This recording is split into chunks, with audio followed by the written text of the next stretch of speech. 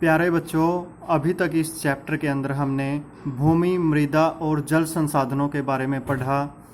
हमने जाना कि भूमि, मृदा या जल संसाधनों का संरक्षण किस प्रकार से किया जा सकता है, उनका महत्व क्या है। अभी हम पढ़ेंगे प्राकृतिक वनस्पति और वन्य जीवन। देखिए, स्कूल के बच्चे हस्तशिल्प प्रदर्शनी में घूम रहे थे। प्रदर्शनी की वस्तुएं देश के भिन्न भिन्न भागों से एकत्रित की गई थी। मोना ने एक थैला हाथ में उठाया और उत्साह से कहा, यह एक सुंदर हैंड बैग है। अध्यापिका ने कहा, हाँ, यह जूट से बना है। क्या आप उन टोकरियों, दीप छत्रों और कुर्सियों को देखते हैं? वे बेंत और बांस की बनी हैं। भारत के पूर्वी और उत्तर पूर्वी आर्द्र प्रदेशों में बांस प्रचुर मात्रा में पैदा किया जाता है। जेसी रेशमी स्कार्फ देखकर उत्साहित थी। यह खूबसूरत स्कार्फ देखो। अध्यापिका ने स्पष्ट किया कि रेशम कीटों से प्राप्त किया जाता है, जो शहतूत के पेड़ों पर पाले जाते हैं। बच्चे समझ गए कि पौधे हमें अनेक विभिन्न उत्पाद प्रदान करते हैं, जिनका उपयोग हम अपने दैनिक जीवन में करते हैं। तो प्रिय विद्यार्थियों, इस पैराग्राफ के अंदर हमें जो वन है उनसे जो उत्पाद प्राप्त होते हैं उनके बारे में बताया गया है और उनका हम अपने दैनिक जीवन में किन किन कामों के लिए प्रयोग करते हैं। जैसे यहाँ पर एक खूबसूरत स्कार्फ की बात की गई थी जो रेशम से बना हुआ, और रेशम के कीटों से प्राप्त होता है। यहाँ पर एक चित्र के अंदर ये रेशम का कीट दिखाया गया है। प्राकृतिक वनस्पति और वन्य जीवन केवल स्थलमंडल, जलमंडल और वायुमंडल के बीच जुड़े एक संकरे क्षेत्र में ही पाए जाते हैं, जिसे हम जैवमंडल कहते हैं। यहाँ से आप नोट कर सकते हैं जैवमंडल किसे कहा जाता है। तो जैवमंडल वह भाग है जहाँ पर जीवन पाया जाता है, स्थलमंडल, जलमंडल और वायुमंडल के बीच का। जैवमंडल में सभी जीवित जातियां जीवित रहने के लिए एक दूसरे से परस्पर संबंधित और परस्पर निर्भर रहती हैं। इस जीवन आधारित तंत्र को पारितंत्र कहते हैं, या इंग्लिश में इसके लिए ज़्यादा प्रचलित शब्द इकोसिस्टम जो हम यूज करते हैं वो कहते हैं। यहाँ से आप पारितंत्र के बारे में लिख सकते हैं कि इस जैवमंडल में सभी जीवित जातियां जीवित रहने के लिए एक दूसरे से परस्पर संबंधित और निर्भर रहती है। इसी को पारितंत्र कहते हैं। वनस्पति और वन्य जीवन बहुमूल्य संसाधन है। पौधे हमें इमारती लकड़ी देते हैं, प्राणियों को आश्रय देते हैं या आवास देते हैं, ऑक्सीजन उत्पन्न करते हैं जिसमें हम सांस लेते हैं, फसलों को उगाने के लिए आवश्यक मृदा की सुरक्षा करते हैं, रक्षक मेखला के रूप में कार्य करते हैं, भूमिगत जल के संग्रह में सहायता करते हैं। तो यहाँ पर पेड़ पौधों का महत्व बताया गया है।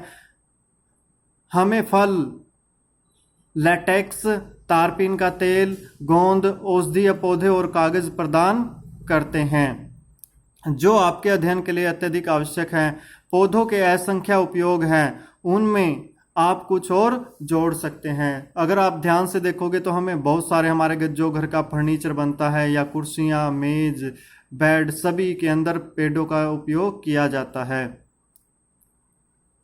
यहाँ पर चित्र 2.11 में ब्रह्म कमल एक औषधीय बूटी है जो दिखाई गई, जो खासकर उत्तराखंड के अंदर पहाड़ी इलाकों में होती हैं। क्या आप जानते हैं भारतीय उपमहाद्वीप में जिन पशुओं का उपचार डिक्लोफिनेक, एस्प्रिन अथवा इब्रोप्रोफेन जैसे पीड़ानाशी से किया जाता था, उनके अपमार्जन उपरांत गिद्ध किडनी खराब होने से मर रहे थे। पशुओं पर इन औषधियों के उपयोग करने पर प्रतिबंध लगाने के प्रयास किए जा रहे हैं तथा आरक्षित स्थान पर गिद्ध के प्रजनन के लिए प्रयास किए जा रहे हैं।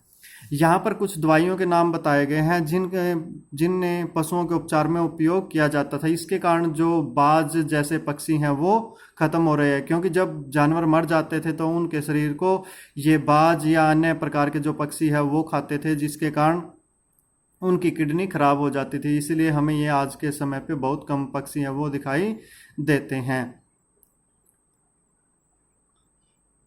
वन्य जीवन के अंतर्गत अब हम बात करेंगे इसमें वन्य जीवन की। वन्य जीवन के अंतर्गत जंतु, पक्षी, कीट एवं जलीय जीव रूप आते हैं। उनसे हमें दूध, मांस, खाल और ऊन प्राप्त होती है। कीट जैसे मधुमक्खी हमें शहद देती हैं, फूलों के परागण में मदद करती हैं और पारितंत्र में अपघटक के रूप में एक महत्वपूर्ण भूमिका निभाती है। चिड़िया अपने भोजन के लिए कीटों पर निर्भर है और अपघटकों के रूप में कार्य करती है। गिद्ध मृत जीव जंतुओं को खाने के कारण एक अपमार्जक है या सफाई करने वाले हम कह सकते हैं और पर्यावरण का एक महत्वपूर्ण शोधक समझा जाता है। इसलिए प्राणी चाहे बड़े हों अथवा छोटे, सभी पारितंत्र के संतुलन को बनाए रखने के लिए अनिवार्य है। अगर हम देखें तो हमारे पर्यावरण के अंदर मौजूद एक छोटे से जीव, अगर हम बात करें चींटी, उससे लेकर और एक जो सबसे बड़ा जीव हम देखते हैं हाथी, या समुद्र के अंदर जो पाया जाता है ब्लू व्हेल, सबका पर्यावरण के संतुलन के अंदर अपना अपना महत्व है। हम किसी भी छोटे से छोटे जीव या को हम अनदेखा नहीं कर सकते। यहाँ पर एक जो चित्र है वो दिखाया गया है, किलकिला किंगफिशर को जो हिंदी में कहा जाता है वो दिखा रखी है। बहुत ही सुंदर पक्षी होता है ये। और यहाँ पर एक चित्र दिखा रखा है 2.13 घास, स्थल एवं वन। अब हम बात करेंगे प्राकृतिक वनस्पति का वितरण।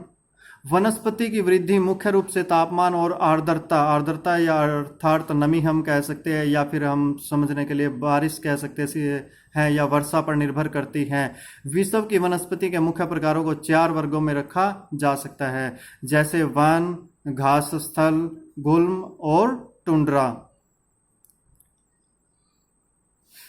यहाँ पर एक अजगर दिखाया गया है, अगर आप देखोगे तो डर जाओगे। चित्र 2.14। वन में अजगर, ये बहुत बड़े साइज के होते हैं और जो छोटे जीव होते हैं उन्हें ये सीधा निगल जाते हैं। भारी वर्षा वाले क्षेत्रों में विशाल वृक्ष उग सकते हैं। इसी प्रकार वन प्रचुर जल आपूर्ति वाले क्षेत्रों में ही पाए जाते हैं। जैसे जैसे आर्द्रता कम होती है वैसे वैसे वृक्षों का आकार और उनकी सघनता कम होती जाती है या कम हो जाती है। सामान्य वर्षा वाले क्षेत्रों में छोटे आकार वाले वृक्ष और घास उगती है, जिससे विश्व के घास स्थलों का निर्माण होता है। कम वर्षा वाले शुष्क प्रदेशों में कटीली झाड़ियां एवं गुल्म उगते हैं। इस प्रकार के क्षेत्रों में पौधों की जड़ें गहरी होती हैं।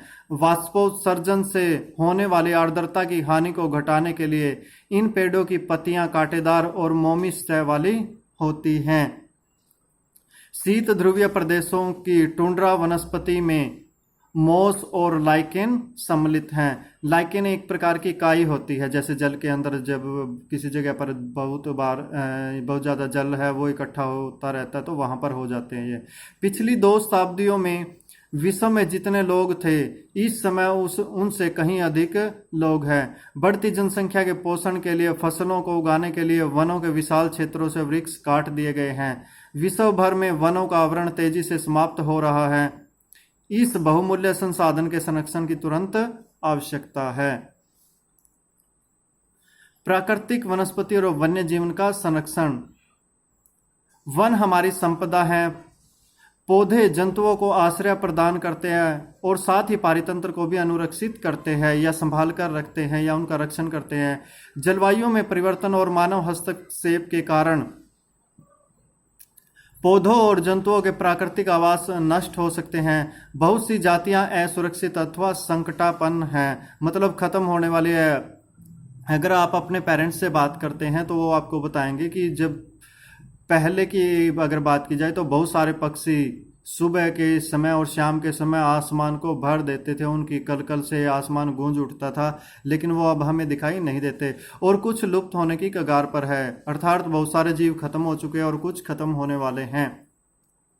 वनोन्मूलन या लकड़ियों के काटने से या वनों काटने से मृदा अपरदन निर्माण कार्य, दावानल होता है, जंगल की आग, और भूस्खलन पहाड़ी क्षेत्रों में होता है। मिट्टी ऊपर से ढाल के सहारे नीचे की तरफ आ जाती है।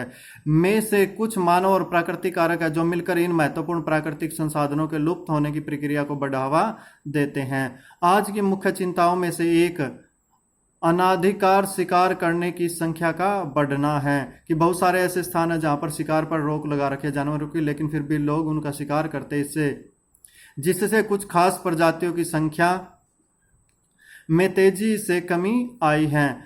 पशु खाल, चमड़ा, नाखून, दांत और पंखों के साथ साथ सींगों के एकत्रीकरण और गैर कानूनी व्यापार के लिए जंतुओं का अनाधिकार शिकार किया गया है। तो इन चीजों के लिए, जैसे पशु खाल, चमड़ा, नाखून, दांत या पंखों के लिए बहुत सारे जानवरों का ऐसे क्षेत्र जहां पर शिकार करने पर रोक है तो भी लोग उनका शिकार कर रहे हैं, जिससे इनकी जो बहुत सारी प्रजातियां वो खत्म हो रही हैं।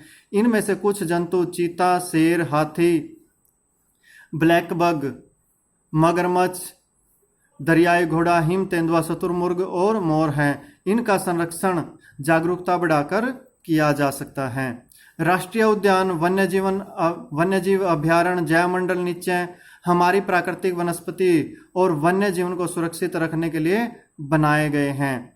संकरी घाटियों, झीलों और आर्द्र भूमि का संरक्षण मूल्यवान संसाधन नष्ट होने से बचाने के लिए आवश्यक है। ये यहाँ पर ब्लैक बग को दिखाया गया है, जो एक प्रकार का हिरण की ही एक प्रजाति है। ब्लैक बग को सुरक्षा की आवश्यकता है, क्योंकि बहुत सारे लोग इन्हें मार रहे हैं, शिकार कर रहे हैं। अब ये दावानल है, बहुत सारे ये यहाँ पर न्यूज़पेपर की कटिंग दिखा रखी है, जैसे कैलिफोर्निया, वहाँ के जंगलों में आग लगी थी। अभी पीछे की बात की जाए, अमेजन के जो सबसे बड़े विश्व के वर्षा वन है, वहाँ पर आग लग गई थी। या ऑस्ट्रेलिया, वहाँ पर भी बहुत बड़े क्षेत्र में आग लग गई थी और हजारों लाखों की संख्या के अंदर जो जीव जंतु है वो मारे गए थे। शब्दावली में देखिए, राष्ट्रीय उद्यान क्या होते हैं? वर्तमान और भविष्य की पीढ़ी के लिए एक या एक से अधिक पारितंत्रों की पारिस्थितिक एकता की रक्षा के लिए नामित किया गया प्राकृतिक क्षेत्र। नामित का हम कह सकते हैं कि चुना गया क्षेत्र कह सकते हैं, कि जो सरकार द्वारा आइडेंटिफाई किया जाता है और उसको सुरक्षित किया जाता है।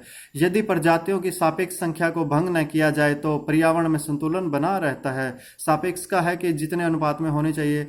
विश्व के अनेक भागों में मनुष्य ने अपने क्रियाकलापों से अनेक प्रजातियों के प्राकृतिक आवासों में उथल पुथल कर दी है। अनेक पक्षियों और जीव जंतुओं के अंधाधुंध शिकार के कारण या तो वे विलुप्त हो गए या विलुप्त होने के कगार पर हैं।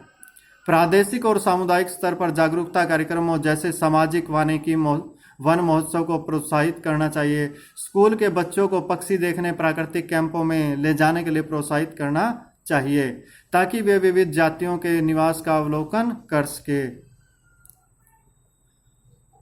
बहुत से देश पक्षियों और पशुओं को मारने और उनके व्यापार के विरुद्ध है। भारत में शेरों, चीतों, हिरणों, भारतीय सारंग और मोर को मारना अवैध है। एक अंतर्राष्ट्रीय परिपाटी CITES, the convention on international trade in endangered species of wild फोना एंड फ्लोरा की स्थापना की गई है, जिसने प्राणियों और पक्षियों की अनेक जातियों की सूची तैयार की है। इस सूची में दिए गए सभी पक्षियों और प्राणियों के व्यापार करने पर प्रतिबंध लगा रखा है या रोक लगा रखी है।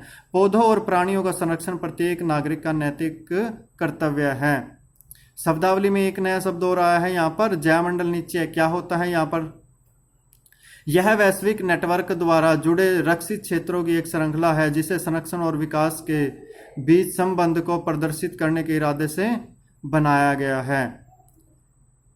यहाँ पर जैवमंडल नीचे हम कह सकते हैं कि विश्व स्तर पर ऐसे बहुत सारे स्थान चिन्हित किए गए हैं जहाँ पर जैव विविधता पाई जाती है, या जो हम कह सकते हैं जीवों के प्राकृतिक आवास पाए जाते हैं, उनकी सुरक्षा के लिए ये स्थान चिन्हित कर रखे हैं। यहाँ पर चीतलों का या हिरणों का जो झुंड है वो दिखा रखा है। और चित्र 2.19 काजीरंगा राष्ट्रीय उद्यान में हाथियों का झुंड। अब जो हमने पढ़ा था CITES, क्या है ये? The convention on international trade in endangered species of wild फोना एंड फ्लोरा सरकारों के बीच एक अंतर्राष्ट्रीय समझौता है। इसका उद्देश्य यह सुनिश्चित करना है कि वन्य प्राणी एवं पौधों के नमूनों के अंतर्राष्ट्रीय व्यापार से उनके जीवन को कोई खतरा तो नहीं है। मोटे तौर पर पशुओं की 5000 जातियां और पौधों की 28000 जातियां रक्षित की गई हैं। भालू, डॉल्फिन, कैक्टस, परवाल, आर्किड और एलो कुछ उदाहरण हैं। तो इसी के साथ आपका 8वीं कक्षा की भूगोल की पुस्तक का दूसरा अध्याय यहाँ पर समाप्त होता है। Thank you.